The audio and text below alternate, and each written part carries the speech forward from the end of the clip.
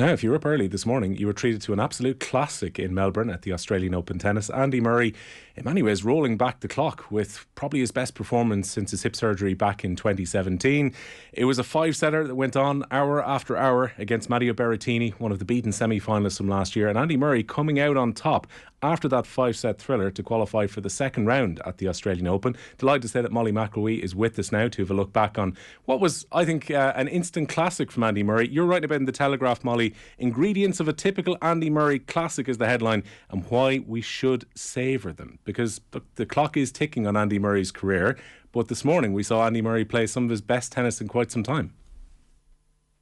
Yeah, you're right. Thank you for having me on. You're right. It was, I think, his best result since probably 2017, and had the makings of a classic, and had everything that you could expect to have in a Andy Murray kind of thriller. You had the roller coaster ride where he was up, he was down, and he was obviously up 2 sets at the beginning, and then suddenly things turned, and he was pushed to 5 in the end, and a dramatic tie break in the final set as well.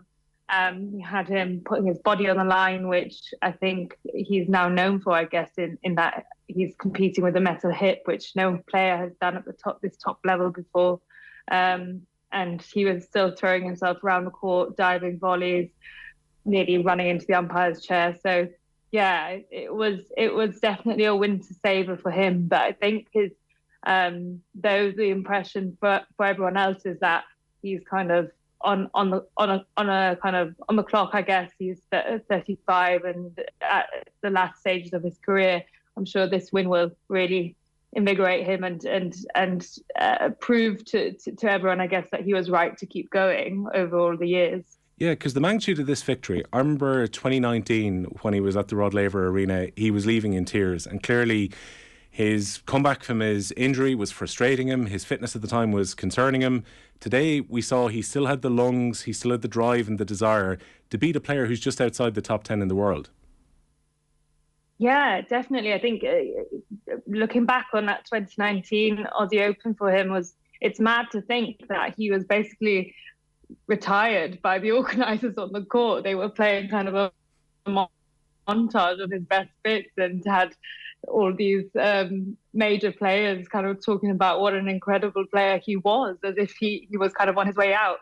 It's 4 years on and he's back, and he's getting a win like that, like you say, against a player like Berrettini, who was a semi-finalist here in Oz last year, and he also beat Murray at the US Open only a few months ago, quite comprehensively, really. I mean, Murray competed in the way he always does, but he was always kind of off the pace with Berrettini, and after that loss, he kind of spoke a little bit about where he felt his fitness might not have been where it could be, things that he could improve, and he spent the off-season, he spent a few weeks in Florida with Ivan Lendl, his coach, really kind of living almost a kind of full-on, living on a tennis diet, I guess, for 3 weeks, where he just was completely focused on eating right and training non-stop. And I think he spoke about that after the match today, about how important that was to kind of make him feel like he can compete with the best again. And yeah, we saw it on the court.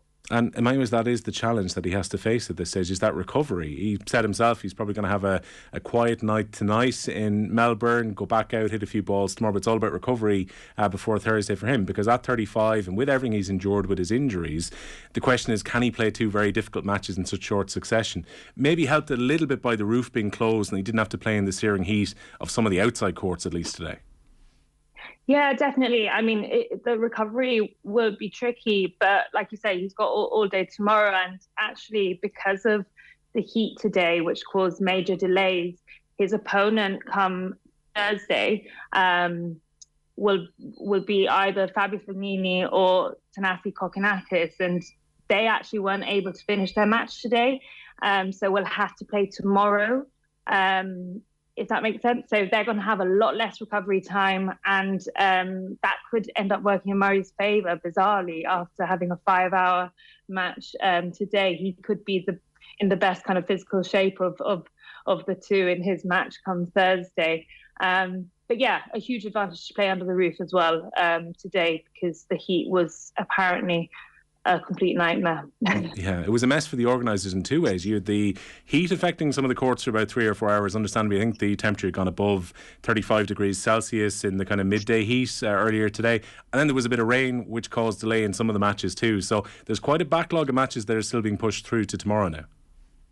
Yeah, a huge backlog. It was interesting because a few players even spoke about not realising that that kind of rule had been put in place regarding the heat, that the Aussie Open have this kind of I'm not sure what to call it. I think it was kind of a stress scale, a heat stress scale. So it factored in heat, humidity, wind, all the conditions, and it reached its limit of 5 today, and that's why the play was completely cut off for 3 hours, which I think is sensible because, I mean, in previous years we've had even Novak Djokovic, one of the fittest men in the history of tennis, saying that he was at his physical limit playing in 40-degree heat. So it seems sensible to kind of make that stop, but it's going to be a nightmare for the order of play tomorrow. It's going to be a long day as they try to catch up. I'm not sure if you saw, but Dan Evans, British number 2, he actually spoke about what he did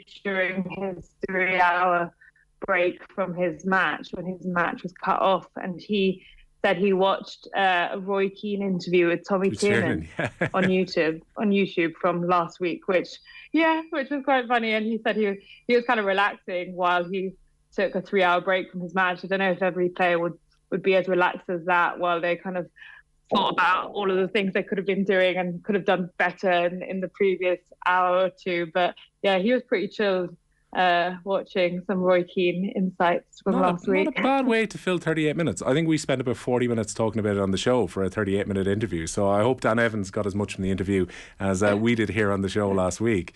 He could have done worse than watching Andy Murray's match back if he could, because I think for many of us who got up, I was up with the morning coffee this morning. I was surprised the match was still on when I got up this morning, and the match was going into the deciding set, and then we went into a tiebreaker.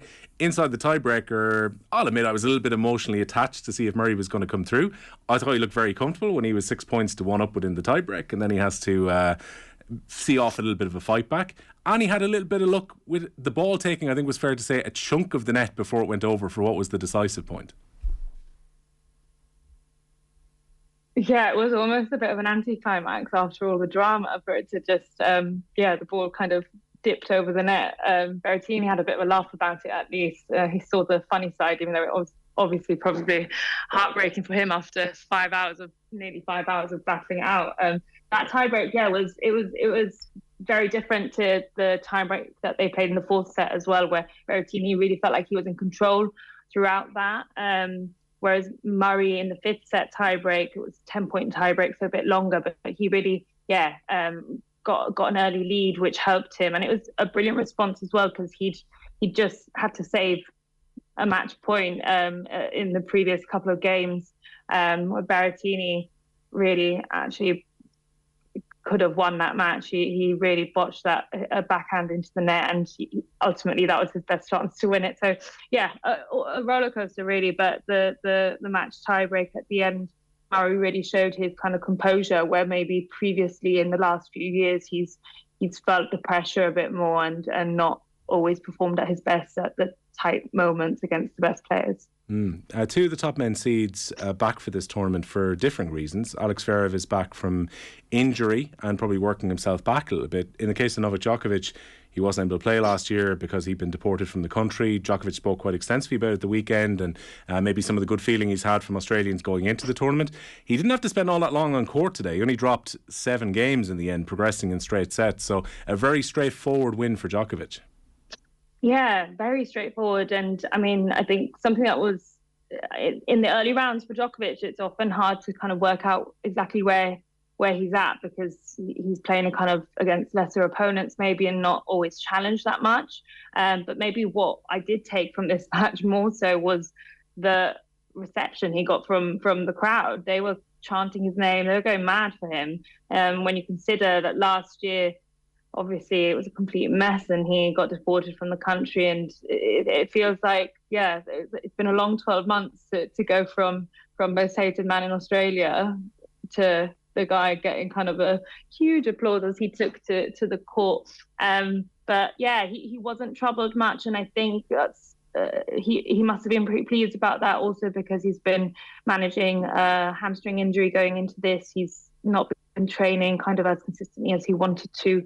Had to kind of pause a couple of training sessions. He had a training session with Daniil Medvedev on late last week, and he had to cancel it. Well, he had to kind of stop it midway, and to see him kind of be so dominant today was really positive signs for him. And I think if he's fit, it would be hard to beat him. Yeah, I'd agree. I mean, his pursuit now is for a 22nd Grand Slam win, and given his fantastic record, which he's had in Melbourne before, given maybe the stuttering of some of his rivals coming into this tournament as well, there is definitely that feeling if Djokovic hits his top gear, Djokovic is going to be incredibly difficult to beat here. Oh, definitely. I think even Rafael Nadal, even though he's obviously the reigning champion, he's not looked at his best over the last couple of months. I mean, he won his first match in the first round against Jack Draper, and he did so. He did so though not really playing at his best, and I think was helped by the fact Draper was kind of injured and struggling with cramp. So I think looking at his form, I wouldn't say he'd threaten Djokovic as long as Djokovic is fit. You've also got Nick Kyrgios pulling out. I think he was seen as a real contender, as a home favourite, I guess, in Australia. And we saw what he could do at Wimbledon last year, where he reached the final. I think he would have been interesting if he would have been fit to play.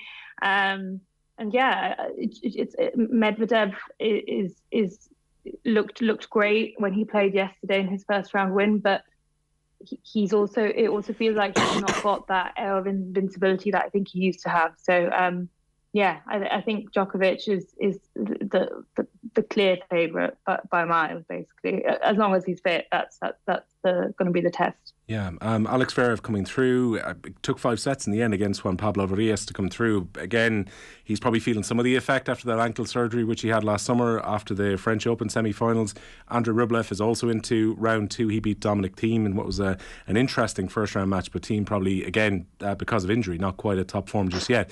On the women's side, the draw, Ons Jabeur came through, the second seed in the end, but she said she was a little bit disappointed with her performance. She called it a bit wobbly afterwards. Yeah, she did. I think she was definitely. She's very honest. I think after matches, she goes through kind of all the steps and thinks about her performance in a really kind of open way. With when she's asked questions, both on court, but also I've noticed in press conferences with her. So yeah, she was very clear that she wasn't kind of up to where she wanted to be, and she had to kind of bring herself back into the moment and be like, "You're the one, number 2. Like, get on with it. You've got to get past this." But that's kind of refreshing. I think she's still a big threat in Australia. She's one of the contenders for sure. But she's still kind of seen as second best to Iga Swiatek, I guess, in that she's not been able to kind of take that step in the biggest moments of her career, including at Wimbledon last year. So it would be interesting to see how the tournament kind of maps out for her, depending on her draw as well. The women's game is just so deep, and there's so many upsets all the time. It's hard to kind of definitely harder to predict. It's difficult psychologically for Jabeur if she comes up against Swiatek further on, because as you mentioned, the record when they've met in slams. But maybe the way that Jabeur looks at this, got to 2 slam finals last year, has never been beyond the quarterfinals in Melbourne so far. But still, if you take the experience that was banked up over the last 12 months, that has to be meaningful for her as she goes on throughout her career here. Totally, and I think she's also come into her own as kind of a advocate for women's tennis as well. You can tell that confidence she has as kind of a leader on the tour now, in the way she talks about kind of women's issues in general, and that's translated on the court. I think it comes on both sides, as she's gaining confidence on the court, getting those results last year, which was her breakthrough year, really. She's kind of taken that leadership role, which is really great to see, because I think she's a great player to kind of lead on the women's game. I think it might take a bit of time still this year, but she's got to kind of I guess she's got to kind of forget about the disappointments of last year and think about the highs, like you say, as she kind of progresses in Melbourne. And just on the phone note, can I ask you about Emma Raducanu, because this is a thrilling potential match coming up now in the second round, where you've got Coco Gauff, who's coming as the 7th seed, against Raducanu, who has shown at Grand Slams before when she hits top level she's incredibly good. That could be a real standout match coming up now in the second round. Totally. I mean, that's the pick of the second round by a mile. I think that match is going to be. I think it's the first match in the night session tomorrow, so it would be kind of early doors, about 7 or 8 o'clock in the morning our time. I think it's going to be brilliant. Like you say, Raducanu has proven that she can obviously win a Grand Slam before, but last year was tricky for her. She struggled with injury. She struggled with a lot of upheaval in her coaching team. And even the build up to this tournament hasn't been ideal. She obviously rolled her ankle last week in Auckland, and just over a week ago in Auckland, and that really disrupted what had been a brilliant kind of off season for her. But her first round match, she looked comfortable, and it wasn't a serious injury. So hopefully she can be at full fitness to kind of really compete and just have a free hit against Coco Gauff, because even though they're similar age, actually Gauff is younger than Raducanu. She's about a year and a half younger than her. She is by far the favourite, I think, going into this match. She's seeded 7th, I think, and she is just kind of more. She's had more time to develop on tour. It's easy to forget that she's still so young, because she broke through age 15, 16. So I think that match is going to be one to watch. I'd pick Gauff as a favourite, but Raducanu might enjoy having less pressure on her shoulders, as she's facing someone who is more established and also has the form to prove it. Gauff won the Auckland tournament last week, so she's definitely coming in with confidence and with a lot of wins under her belt at this early stage of the season. Yeah, real potential cracker tomorrow. Of course, you can read Molly in the Telegraph across the Australian Open, writing today about Andy Murray's fantastic victory against Berrettini. Molly, thanks a million for joining us here on Off the Ball. Thanks so much for having me.